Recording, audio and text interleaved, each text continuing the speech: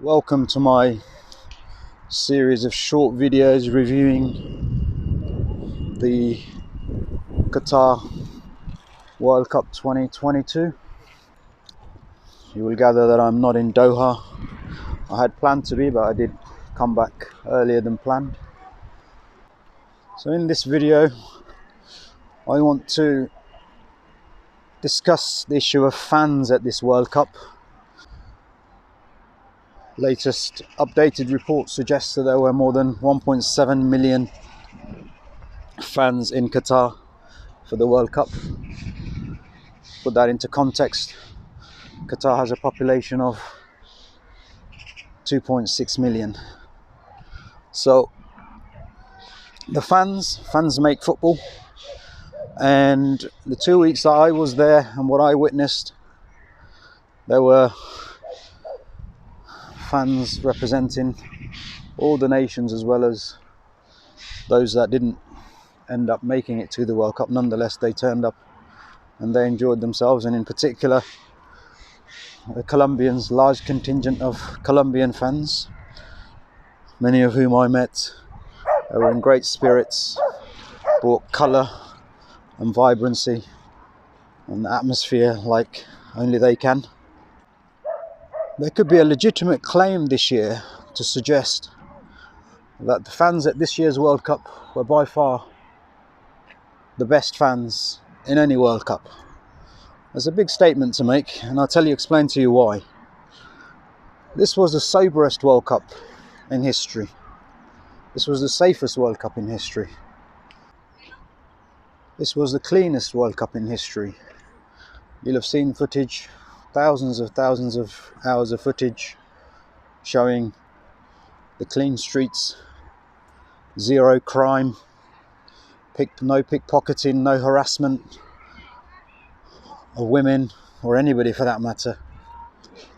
And for the first time ever, not a single arrest of an England football fan.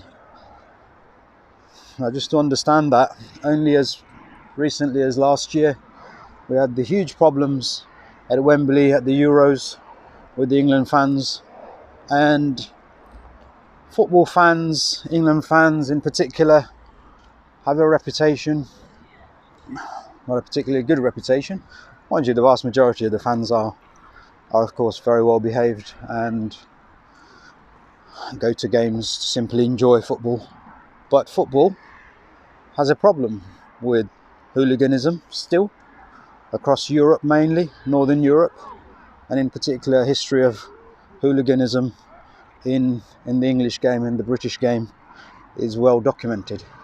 So to have a World Cup where not a single England fan was arrested is quite something, and history will no doubt be reflecting on this, and we will be paying close attention to the next World Cup in Canada, USA and Mexico for a better comparison of exactly what went on in Doha.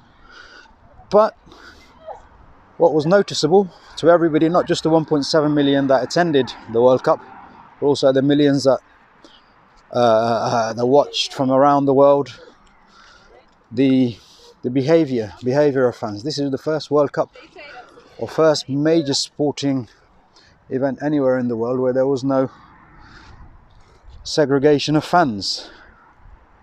It's a remarkable fact, considering that in very minor, to give you an idea, we're here in Northampton. Our local club, 4th tier football club, attracts around 5,000 fans a game at home, and several hours before the game the police are out in force, making sure that the 400-500 away fans that turn up or will turn up to the game kept well away, and roads are cordoned off, warnings in pubs, etc. And when they turn up to the stadium, made sure they come in at different entrances, leave at different times. And that's for a game with roughly 5,000 fans, and a tier 4 game in the English league. We had 1.7 million fans in Qatar.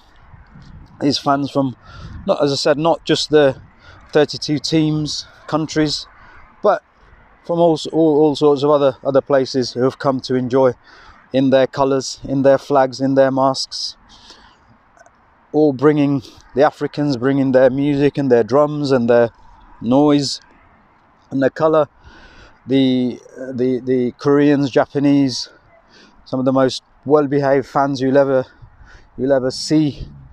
And you'll have seen the pictures of the Japanese and the Koreans after the games, clearing up after themselves in the stadium, in the dressing room, in the streets. You had the South Americans, Brazilians, Argentinians, a sea of yellow and sea of blue and white of the Argentinians, who stayed right the way to the final. And I understand they're still here a week later in Doha, enjoying themselves, looking at the sights and taking in all the touristy bits that they didn't take in when they were watching the football. And it was genuinely a carnival atmosphere. The fans that went there, they knew what the rules were. They knew that there'll be alcohol limited to them, limited to certain places. They knew that the rules were very, very strict. They knew that littering would warrant a hefty fine. They knew the harassment, racism, hooliganism, vandalism, all of this stuff would be dealt with a heavy hand. But they went because they were genuine football fans. Their only interest was to go and watch football. And this is why I say these are some of the best fans to ever go to an international tournament, because these fans went to Doha, went to Qatar, knowing full well what was expected of them.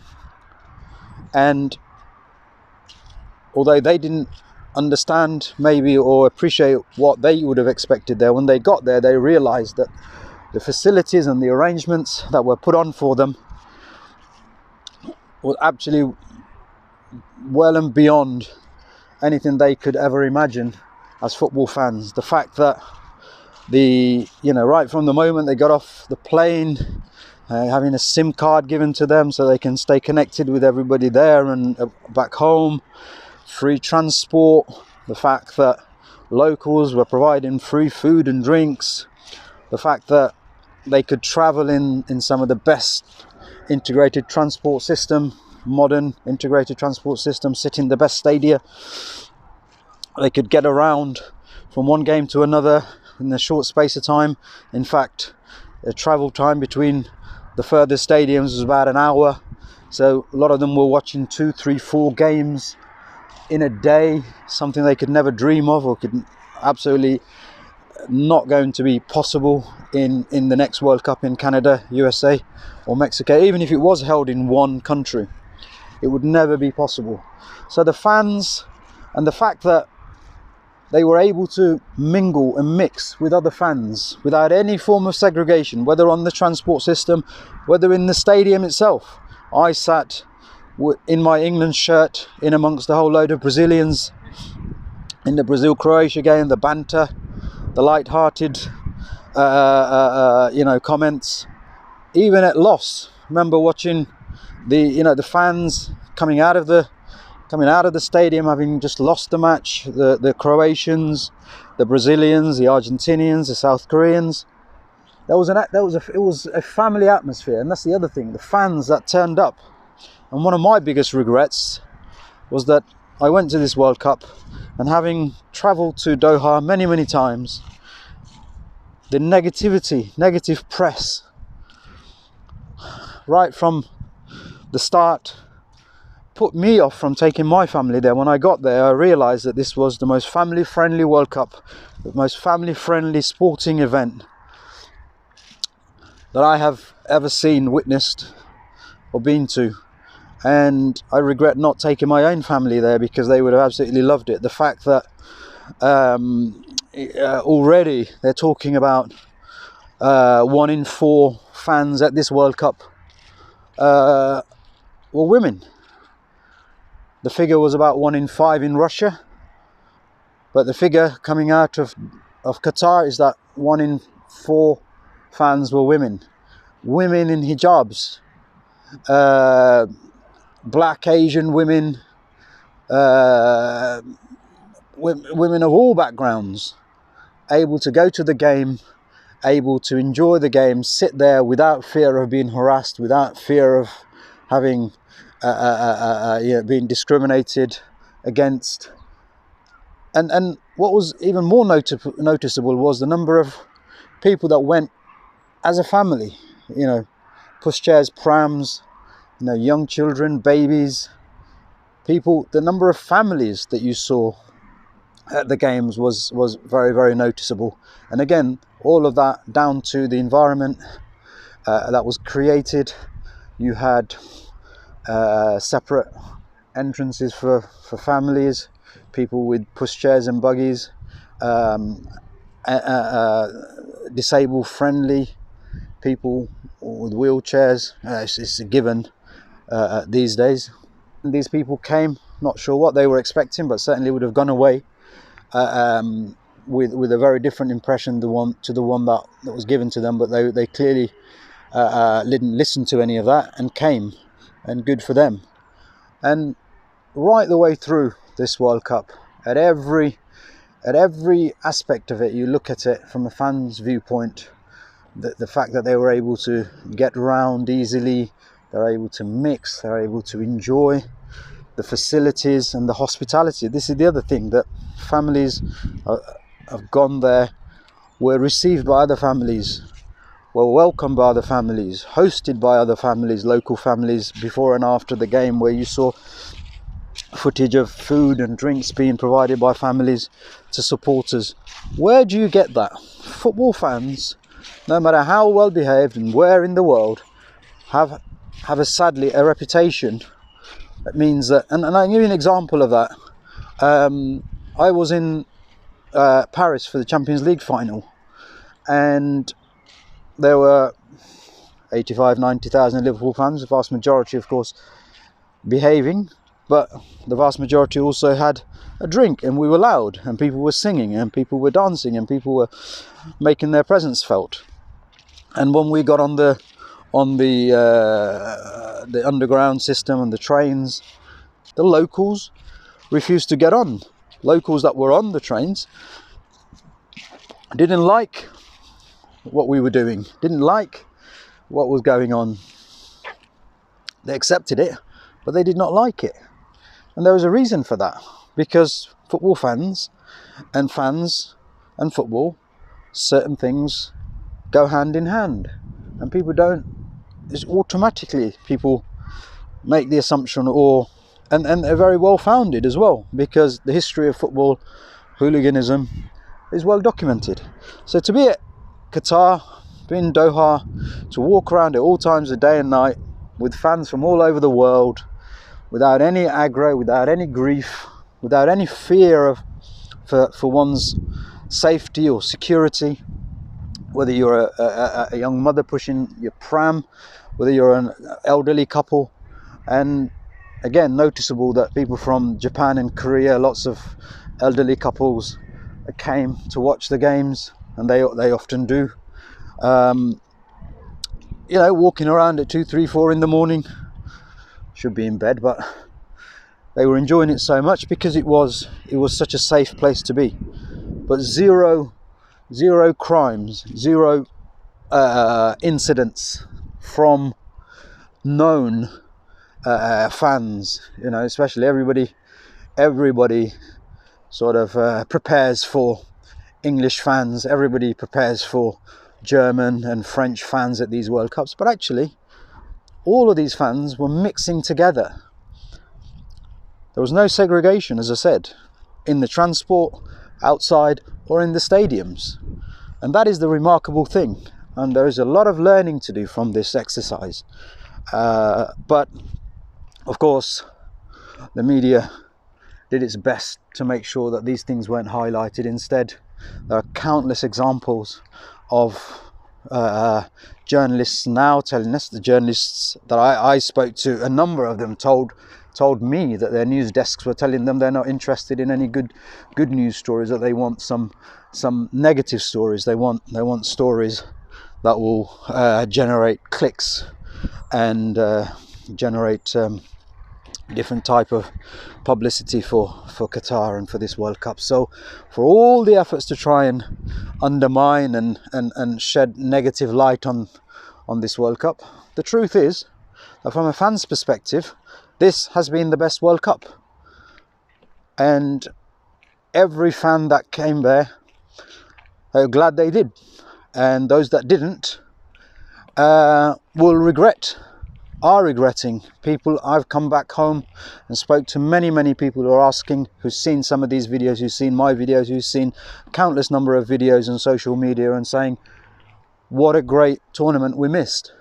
The football was great, the environment was great, the fans looked like everybody that was there enjoyed themselves, and we are not going to get another World Cup like this.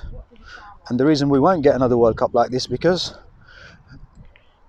the people that profit from getting people drunk, getting people drugged up in the business of making money through all sorts of other vices, gambling, we had none of that. We had none of that. This is the first World Cup where we didn't have gambling businesses, companies plastering their messages, wall to wall. The first time we didn't have alcohol companies advertising, wall to wall. First time we didn't have the human trade, women going out there trying to take advantage of, or men particularly using women to entice fans into getting up to all sorts of other things. And of course drugs is a big part of why we have some of the problems we have with football fans throughout the world, and in particular here in Europe, because drinks, drugs, women, prostitutes, gambling, the four things, the cocktail mixture that causes so many of the social ills, and there's no denying that. We can get into statistics if we like, in terms of what the impact of alcohol and drugs does, and we can get into statistics, and those are readily available for everybody to view out there. The reality is none of that were there. The billboards weren't talking about alcohol, gambling. They weren't talking about using women to promote absolutely ridiculous things, objectifying them for their pleasure, and we didn't have any of that. So in terms of the distractions, you had none of that. You just had people, pure football fans, going out there to enjoy football. And then there was all the troublemakers trying to get politics involved and trying to muddy the waters even more. They did not succeed on that front either, because again, all those campaigns, very unscrupulous lobbies trying to peddle their politics and their messages, that didn't work. So that's why I say that the fans that went, the fans that I spoke to, and the millions of fans who have come back and shared their experiences in social media with the world, will tell you that this was the best World Cup for them, because they could simply do the one thing they've gone there for, which is enjoy the football. And that's what it should have been about. That's what it should always be about. And future competitions are going to have to be judged against this very high standard, very high standard. And the true value, the true benefit of not having alcohol, not having women parading themselves, or the flesh trade, or drugs, or gambling, all of that are often intrinsically linked with football and football hooliganism and football fans. Not all of them, I just stress, not all of them, but football does have a disproportionate problem when it comes to all of these issues and the problems that we've seen and the problems that we experience. So when we get to analyse all of this at the next World Cup or from previous World Cups, we'll realise just what a clean, sober World Cup we had, and why the fans that took part, the fans that went, the fans that enjoyed the game are going to be considered the luckiest and the best fans to have witnessed a competition like no other, and everybody should be commended. The Moroccan fans, you know, win, lose or draw, they brought tremendous amount of enthusiasm, colour. The South Americans always, the Brazilians, Argentinians, of course, wherever they go, and they were such good sports. Even the Brazilians, having lost at the quarterfinal, many of them stayed around, supported Argentina, you know, the continental rivals. The Africans fans, wherever they came, whichever team they supported, you know, all of them felt that this was their World Cup. This was their home World Cup. Obviously, the Middle Eastern fans felt that you wouldn't get the mix of people that you got in these games, because there will be tension. There are women in hijabs, for example, thousands of them in these games. You would not get, when things go wrong for certain teams and certain fans, you know, certain groups will have been targeted. The blacks would have been targeted, the Chinese would have been targeted, the Koreans, the hijabis, the niqabis, you know, the old people, the kids. It's inevitable. It's what happens, and we see it and hear it in football all the time. But none of that happened. Every group that you could break people into or put people into have felt that this was a World Cup for them. This was a World Cup they could enjoy without fear. They could enjoy in the comfort and safety of the stadiums and the surroundings, without feeling that someone somewhere was going to target them or attack them or abuse them. And that, if this was a social experiment, then you'd have to put that down to as one of the most successful experiments in terms of addressing social ills and social problems, not just in football but in society. So lots to take from the fans, their experience, and for the rest of us to sit, analyse and look at what future competitions should strive for, the standards future competitions should be aspiring to. And ultimately, football is about fans, and if we want fans to experience and enjoy and participate, then we've got to provide the environment, provide the facilities, provide the access for them. It's about the opportunity. It's about the chance to be able to enjoy and to share the great game.